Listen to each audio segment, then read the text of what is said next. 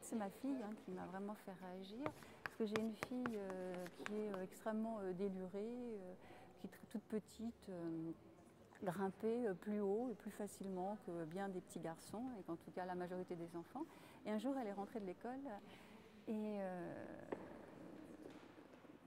pour faire vite, elle disait les garçons sont les plus forts. Et je me disais mais comment ma fille peut sortir une chose pareille, étant donné que la manière dont elle est élevée, c'est-à-dire qu'elle a un père qui est extrêmement présent, qui prend complètement sa part dans l'éducation de cette petite fille. Je ne pourrais pas dire qu'il m'aide, non il ne m'aide pas, il prend sa part. Comment ma fille, la mienne, elle aussi, finalement, en est arrivée à cette idée, c'est les garçons les plus forts. Ce sont des hommes, les grands couturiers, c'est bien connu. Voilà. Là, il y a des femmes aussi.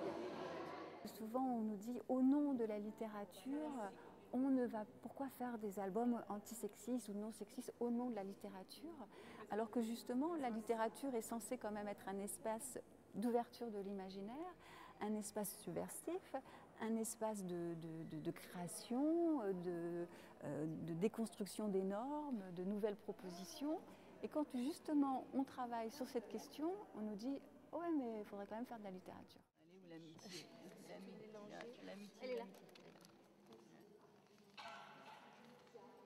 La plupart du temps, on est dans des stéréotypes et ces stéréotypes vont enfermer les garçons et les filles dans des rôles sociaux très normés, alors que ça soit dans la vie de tous les jours, que ça soit dans leur rapport aux autres, mais aussi après dans leur carrière professionnelle.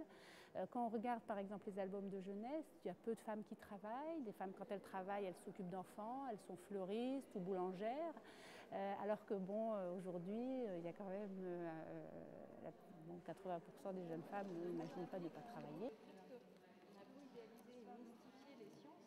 La plus grande crainte, je pense, des parents, mais c'est aussi vrai quand on intervient auprès d'adolescents, c'est la crainte de l'homosexualité pour les garçons.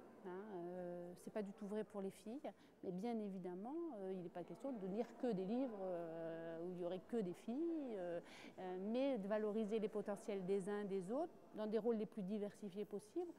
Et on peut reprendre ça sur les stéréotypes de sexe, mais sur la diversité culturelle, c'est pareil. Quand on voit les livres où les personnages sont des animaux, donc en général des livres pour enfants encore plus petits, c'est 10 fois plus de héros que d'héroïnes. Donc là, la question se pose, les petites filles, qu'est-ce qu'elles ressentent? Il y a quand même cette idée d'être quantité négligeable.